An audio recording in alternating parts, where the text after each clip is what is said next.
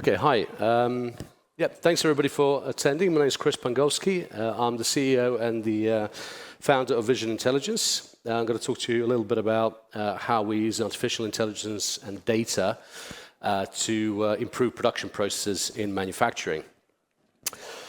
So manual assembly hasn't really changed in the last 100 years. Virtually everything that you see around you, from the chairs, the screens, the laptops, and everything else, at some point or other has actually had a human being take part in its manufacturing process. And contrary to popular belief, it's still human beings that are actually at the heart of manufacturing. So this concept and notion that everything has become roboticized and automated is simply wrong. There's still over 120 million people in the world manually assembling the products that you use every day, including the cameras and the phones all around you. Now, whilst we've seen this move towards automation and robotics assembly, we've seen lots of problems with that. We've seen, for example, how Apple has tried to completely automate its looming and assembly processes, only to find out that these processes are far too complex and they require a degree of real-time decision-making and dexterity that current robotics, even the most advanced robotics, simply cannot match. So they spend multiple billions of dollars getting there, only simply to go back to human beings. We've seen Elon Musk, Tesla, to try and do exactly the same thing, waste billions of dollars on automation, only to revert back to manual assembly processes. And indeed, all of the images that you see in front of you have one common factor, and that is that human beings are responsible for this. And as dexterous and as clever as we think we are when it comes to assembly and repetitive tasks, we do end up with really serious situations like the ones that we saw, for example, with the Alaskan Airlines MRO operators simply forgetting to turn two bolts and the door fell off in flight. So these kind of things are unfortunately prevalent, and indeed we've seen everything from recalls to very large defect rates happening all around us. And as we start to kind of move into the future, we need to be able to augment rather than supplant human beings on manual assembly lines. This problem is actually huge. You may think that perhaps ICT or telecoms are some of the biggest industry. The truth is manufacturing is a $17 trillion industry. And it's incredible to think that probably about $3 trillion of that is lost every single year due to various inefficiencies. And of those inefficiencies, one out of every $2 is actually lost because of what human beings do or do not do. So this then results in massive losses in energy, materials, process data, and so forth. So we're really trying to, think of a way to reduce that. There are competing solutions, of course. The manual solutions, which have been around for a couple of the last 100 years certainly, have their own problems. First of all, they're inaccurate. Human beings come into work tired, hungover, who knows what else. And they do make mistakes. It's typically done with pen and paper, and this sort of notion that you may have, when you walk into a factory, you're going to have this super shiny environment is simply not the case. Majority of factories that I walk into look like they were built in the 1940s, but still produce parts for some of the most advanced and complex machinery that we see today. Yet they're still fully run by human beings and have human beings at the absolute heart of every single operation that's taking place. It's also untimely and very data poor. So this is the data paradox in factories, that there's a huge amount of data, but very few ways to gather it, and especially when we talk about the human element, so manual assembly. The other side of the competition, shall we say, is really all around automated solutions. So we saw Tesla, Apple, and many others try to move towards, high degrees of automation. And, the sad truth is that those kind of companies that have the cash to put behind, automation initiatives are very few and far between. We are talking about the Teslas and the Apples and the Samsung of this world. The majority of manufacturing on Earth is ma and pa shows, you know, family-run businesses of maybe 20, 10 people doing stuff by hand, still making things. So first of all, you know, they don't have the capex to invest into, you know, should we say, replace their workforce with robotic solutions. So we need to figure out a way how to augment rather than replace human capability on production lines. There's also, you know, something of a fear around, you know, automation and indeed AI. For every single advancement in productivity that has happened in manufacturing over the last 100 years has always been paid for by the well-being of the factory worker. This has been true of the Industrial Revolution, and it's the fear is that it's going to be true of the, you know, should we say, the data and AI revolution in manufacturing. So lots of ethics work to be done on that side. We try to create a balanced view of this and to create a system that actually augments human capability in manufacturing and, in fact, augments human capability in virtually every aspect of working life. The system that we've got, in fact, Xenia, if you wouldn't mind, just the system, Xenia, if you just pass it along, just so people get a tangible sense of what this thing actually is. Well, Xenia. So this example that I'm showing you here is of an aircraft tire manufacturer that we work with. These guys make like 70,000 aircraft tires, and it's completely manual. Every single thing, right? So I don't know how you got here, but whether you flew here or drove here, tire manufacturing for the most part is still done by hand, believe it or not. And what our system does is it actually augments that human capability, right? So these guys are pulling the composites over, and each of these tires is like the size of me, basically, and bigger. And what it allows the operators to do is to actually work in unison with the process. So the system that you see there, feel free to pass around. Don't worry, you won't break. It's highly industrialized. You can drive a tank over, it'll be fine. So it completely digitizes human activity. So it looks at a scene.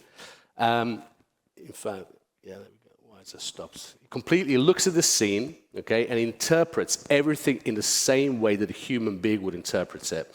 So he understands what the operator is doing. He understands what the what state the various components are, what tools are being used, what it's sensing all the auxiliary telemetry that's taking place at the same time. So it's almost like an omnipresent system that is able to take in any scene and through visual, LiDAR, radar, and other auxiliary sensors that are there, creates its own interpretation of what's happening on that particular scene. And by doing that, we could then encode various rules according to those identifications to say, yes, that hasn't happened or that has happened. So imagine if this system was in place when the guys over at Boeing were doing the maintenance, repair, and overhaul, and would have said, hey, Bob, hey, Mark, please remember to do that on the bolts on the door. But it wasn't, so the door fell off. And this is more of a sort of a demo of actually the system being built by a human operator, being watched by itself. So this is AI building, AI assisting itself being built. So what you see here is one of our colleagues is about to start putting the system together in assembly. What you see in the middle part of the screen is what the operator sees. Okay, that's the only thing they see. They see a set of instructions, and they follow those instructions. In the background, the Violet AI is actually looking at and interpreting what's going on, and it will be passing that information back to William on the screen. Say, hey, Will, you forgot to turn that screw. You forgot to do this, or you might want to do this, slightly better. And what you see at the bottom right of the screen is actually how the output of the interpretation of the Violet AI system actually figuring out which state something is in based on all the telemetry that is being fed, right? From how tight Williams tightened the thing on, whether he's done things in sequence or out of sequence, okay? Because if you put a bolt in before you put something else in, the system's not going to work. Similar for an aircraft tire. Oh, and by the way, next time you fly on an aeroplane, just think of this presentation because we're making those tires super safe, all right? So this is the kind of thing that Violet AI is able to do.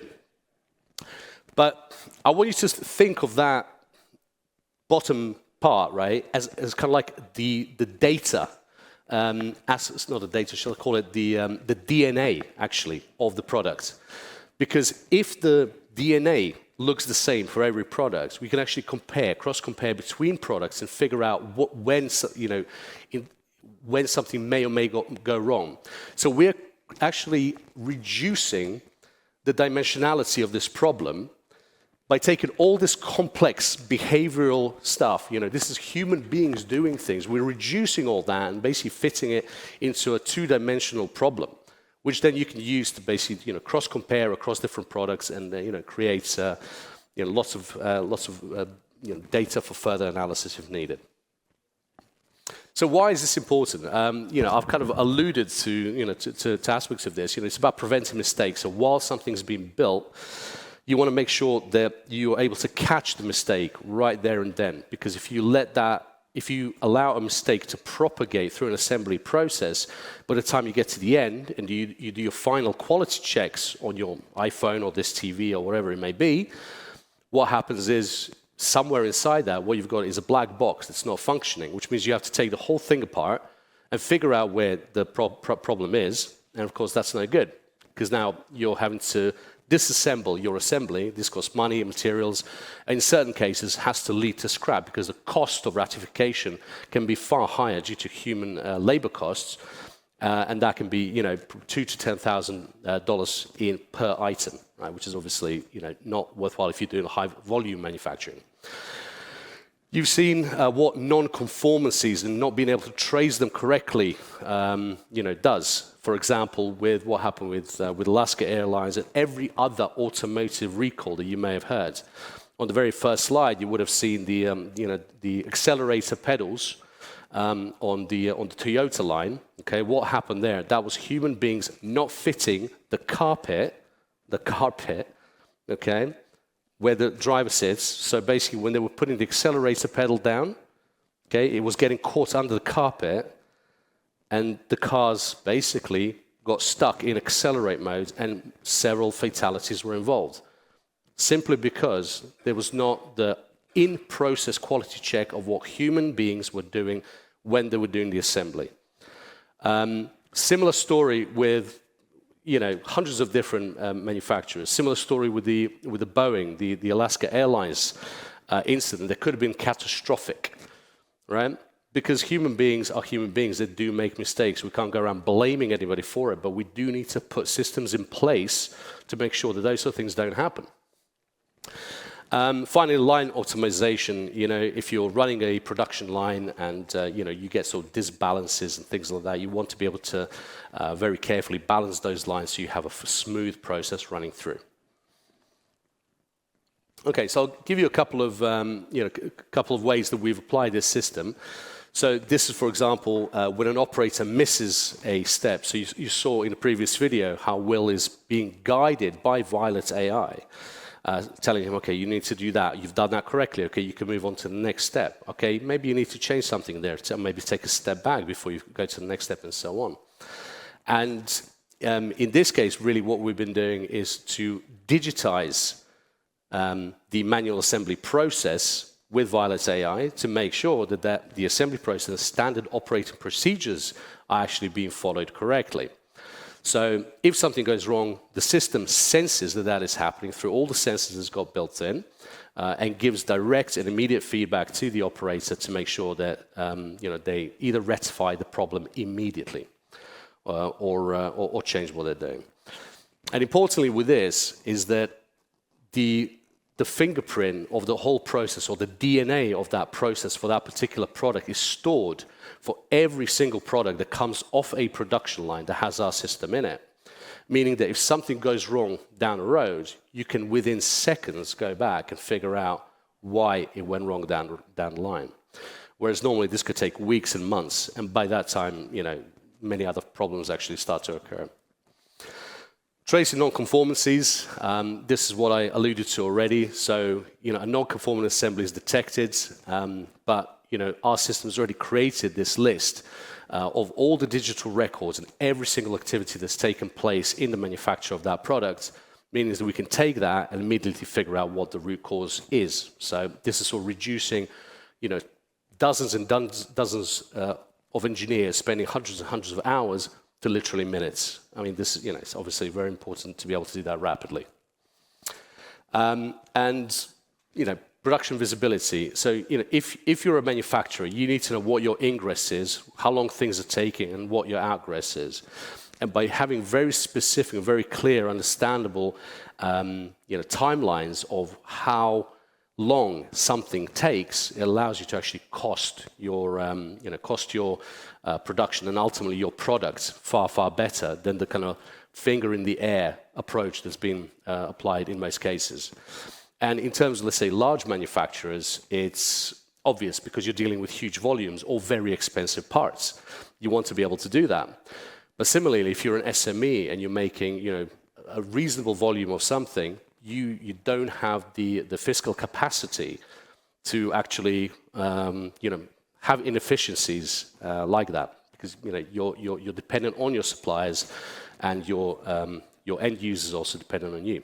So this system helps to optimize that entire thing.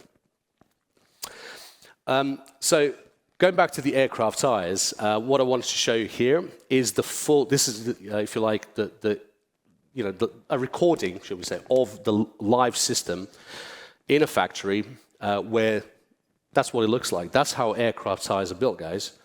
It's not big robots, not machines. It's dudes, pulling big, very heavy pieces of essentially rubber. So these sort of, high tensile composites, things like that. And here, what you see, that data set, what looks like, and this is why I called it the DNA of the product. You actually, it kind of looks like, if you've ever seen a DNA trace, this is kind of what it looks like. Here's what the operators, what was being completed correctly, what wasn't being completed correctly. Where you see an override, this is where the system and the human being disagree, right? And at this point, I just want to mention a little bit about the ethical development, deployment, and use of AI technologies in manufacturing. The ability for an operator to override something you may think is counterintuitive, because the sole purpose why it's there is to stop operators doing what they want. But the fact is that is immediately flagged. So if, Bob is putting together an aircraft tire and is doing a consolidation step, which is basically jamming the composite layers together, and normally that should take 15 seconds, and he does it for 14. Well, okay. He says, well, I'm bigger than the next guy. I'm stronger, so I don't need to do it for 15 seconds. I'll do it for 14. So there are there are tolerances that can be built into the system, but those tolerances are ultimately dependent on what the engineering teams fit in. And our system is broad enough to allow for that. So it's all to do with the design for engineering aspects of Violet. What you're seeing here is the system actually picking up. See all those sort of little bars and dots and this and that? That is specific activities that are taking place, and the system is picking those up. So you can't quite read that, unfortunately, but if I just go back a little bit, I'll just try and sort of guide you through. So here, so these sort of blue ones, it's looking at that big black tire. It's basically telling you whether the composite is there. It's telling you whether it's decored. It's telling you what state ultimately the product is in. Let me just pause it, and I'll just talk you through it in more detail. Is that paused? No, there it is. Okay, cool. Then the next ones is, for example, the activity. Are the guys doing the activity all right? What exactly is the activity? Is it in sequence? Is it not?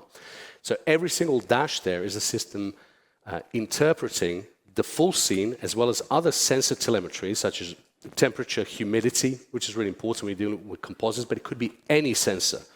It can be torque sensor if you're putting together cars, right? And all that is then conditioned within the system to say, if these things are true, then the step is complete after a certain amount of time.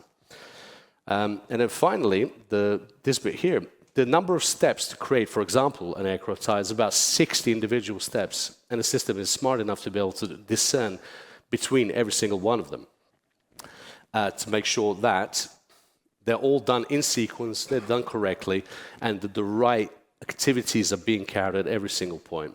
So that if further down the line you go back to the, let's say a tire doesn't perform as well as it should, you can actually go back and see if there were some nuances in its manufacture that would have contributed to that. So one of the projects that we should we say sort of used in Angular was actually it's what's called the NATEP A-Star project, which is part of the Aerospace Technology Institute over in the UK. So again, this was with these Dunlop aircraft tires. They make 70,000 tires, the big ones, every single year, and their right first time on that, when we started off was about 70 to 80%, which meant that about 20 to, depending on what time of year and things like that. Believe it or not, it's quite seasonal, strangely enough. Some degree of rework needed to be done, right? So either they were slightly off, or the weight was slightly wrong, and so on. But then when we applied our system to it, we first of all recognized that one of the biggest contributors to defects was actually the way human beings create it. So by applying the system ultimately and guiding the operators and leading them to the sort of things they needed to do, meant that we were able to reduce that defect rate down to a few percent, basically, right? But let's put that into context. Of that 30% initially, probably about 5%-ish was complete scrap. You could not rework it. The composites, once they're put together, they become very sticky, and it's basically you cannot disassemble composites. It's basically like getting two pieces of chewing gum together, smushing it up, and then trying to go, oh, what are the two constituent parts? It's a little bit like that, okay? So in terms of the sheer amount of material that was being wasted, I mean, there's graveyards of tires out there because you cannot put a single tire into main, an aircraft tire into main use without complete and full assurance that when it ends up on an aeroplane, it's not going to, misbehave, right?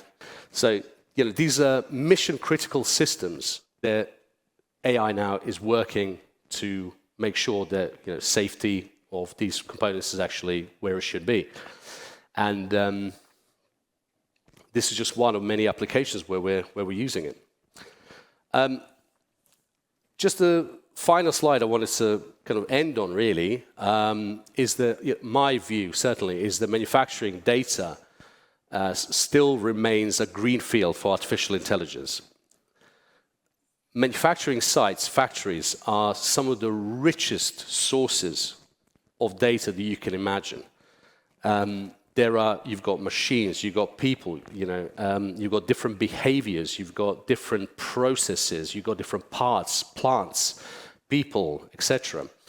And everything from telemetry data all the way through to human actions and human activity. What we're actually doing in the background of all this is creating the data set from hundreds of different factories to create one of the most advanced human activity recognition models that exists. So whilst we are actually solving the burning problems of today's manufacturers, we are using that data to actually create core AI and ML models and the data sets for them, for that matter, that will actually be used for future robotics and automation training. Now, what I said at the beginning, it sounds like I'm contradicting myself, but actually we accept that currently robotics and automation does not have the dexterity of human beings, it doesn't have the real-time decision-making of human beings, and it doesn't really compete with the cost of human beings, if we're being really honest with ourselves. But in the future, as Elon Musk and all those guys start to create cheaper, better, quicker robotics, they're still going to need a data set on which to train them if they're going to compete with human beings. And this is where our company in probably about 5 to 10 years' time is going to come in. Right? There's also a few challenges. I mean, I talked about the fact that assembly hasn't changed, in the last 120 years. And that's kind of where we're, putting our bets really, that in the next 5 to 10 years, that will start to shift more and more. And, really only about, 1 in 10 of automatable processes is actually currently automated. So it's just reinforcing the message, folks. This is a huge space, right? And you've got the data and you've got the applications for it. Huge number of people still working in manufacturing. And interestingly, this area here, so Serbia, West Balkans, more and more factories are moving here. If you want to find out why, I can talk to you about that. I was talking about that yesterday with some people, actually. And there's what I call the data-rich information poor paradox. As I mentioned, factories are incredibly rich source of the gold mines for data, gold mines. But because of the sheer volume, human beings simply cannot keep up with being able to make real-time decisions on what's actually happening. So this is where systems like ours actually start to kick in. And of course, the final thing, ethics. So ethical considerations are very much at the core of any change, and more so in any industry. I would say in manufacturing, that is the most important thing. In uptake and use of AI in any industry. So I'll leave it there, and thank you for your attention.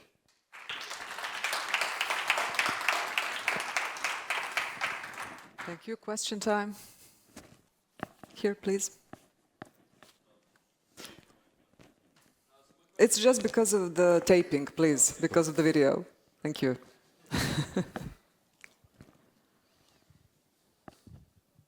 So, question is, how does this compare to the field of collaborative robotics? It has been, from my research, we have started doing a lot of it here at University of Belgrade, and adding robots that can help humans in the manufacturing, because it's all pre-programmed, there are of course steps, it helps along the whole way of manufacturing something, and it still has that aspect of the human doing everything.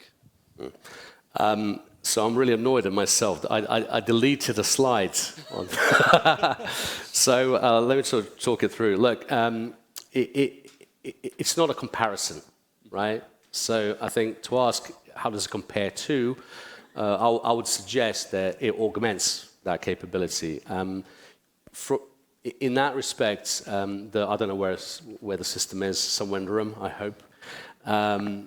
It augments human capability, but in the same sense, it acts as a cobotic sensor platform that can then, feed into robotic motion movements and, in fact, the kind of steps, as you go along.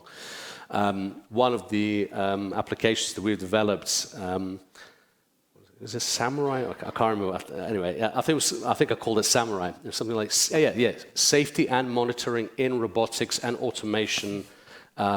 Enclosures, right? Okay, so this is, for example, a kind of simple use case where the system would be observing and detect the human hand being in a particular position, and then effectively interlock your robot, right? I mean, one of the kind of more upsetting elements of that exact thing is this thing here. So probably you didn't notice it. This only happened a couple of weeks ago. A lady working at Walmart, right? So they have these giant ovens, the size of this room. She walked in to push the bread, and the interlock failed, and a fatality was involved, right?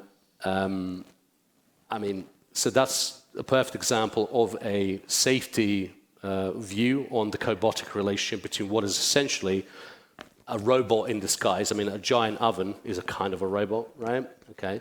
Yeah, no, okay, we can argue about that. But similarly with a robotic arm, right? Okay, so like that, stop, right? So absolutely. We've done projects in the UK, part of the Spring initiative, which is Spring spelt with a 5 and the G, so 5G, where our system was connected up to a private 5G network, for its latency, most importantly, because we can very rapidly interpret a particular scene and then send a signal via the 5G network with, sub-millisecond latency to a robot and then kill it, send a kill signal to stop it smashing into something or someone. Right, thank you very much. Of course. Thank you.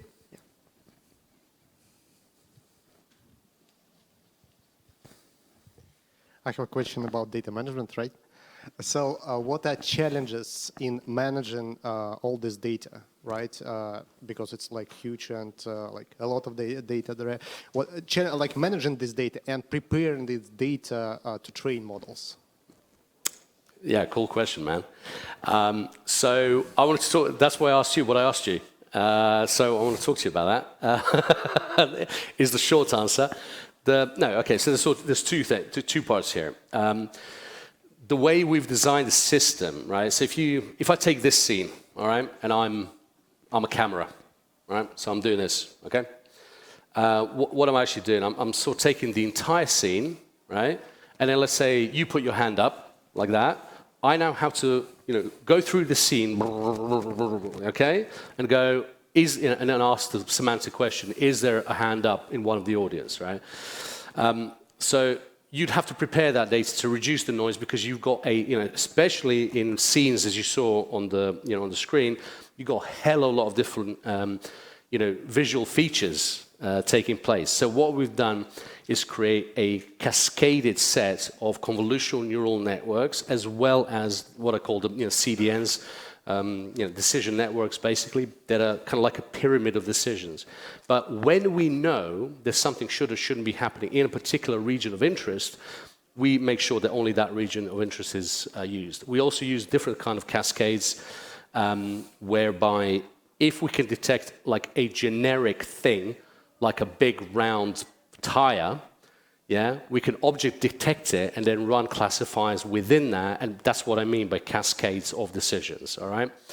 So the level of preparation that you're talking about is relatively low, and we've seen that that works fine, as long as you decompose really complex images into smaller tasks.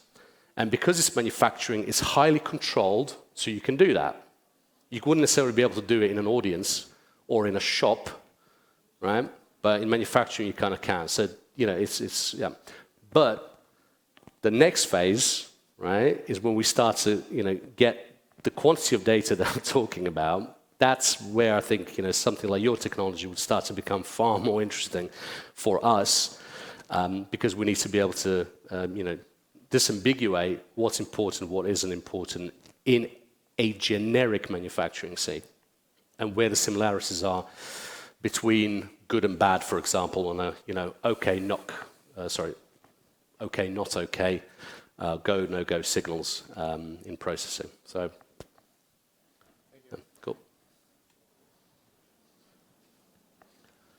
The Belgrade robotics crew. All right, got you clocked. Hi, thanks for the talk. I was Pleasure. just asking about every manufacturing basically process is different, right? So, and the venue is different, people behave differently, they'll probably place your device in a different way, maybe even different way on a different day. So how do you manage that, and how do you manage repeatability? So going from one factory to a completely other customer and other factory and process. Cool.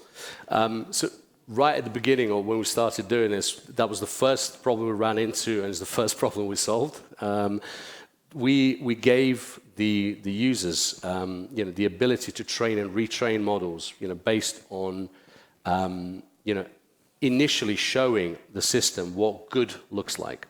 So I'll give you an example. So if I go back to the just take the video there, right? So it takes like 3 hours, right, to build a tire. Just the manual assembly bit takes 3 hours, right? So what we do, we take the best, most experienced operator. I can't remember his name now. Anyway, that's him, okay?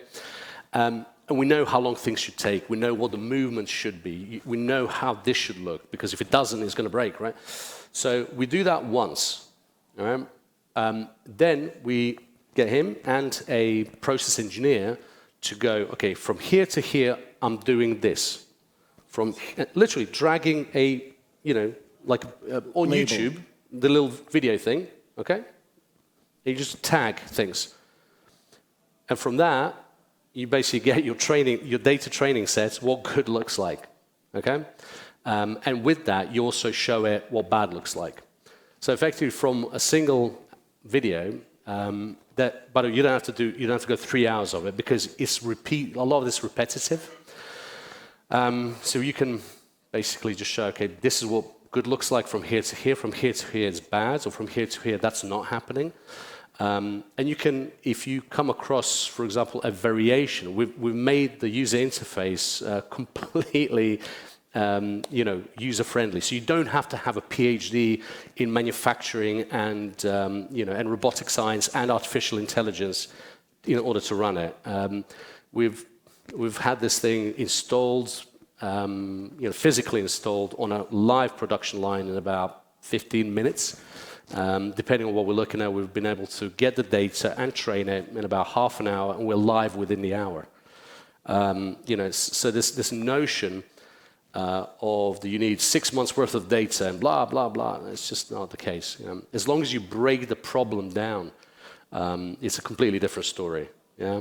And I think a lot of the mistakes that a lot of people are making is to take extremely complex scenes and try and understand the entire scene. You don't need to do that, right?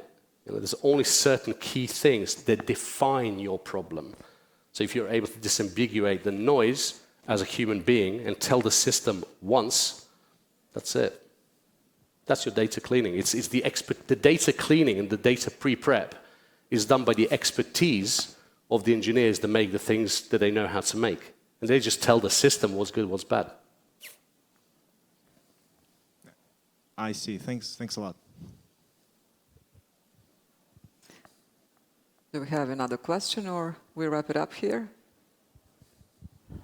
Seems we will. Thank you very much for your presentation, for your time. Pleasure, guys. This is from the organizers. Thank you. Thank you. Thank you.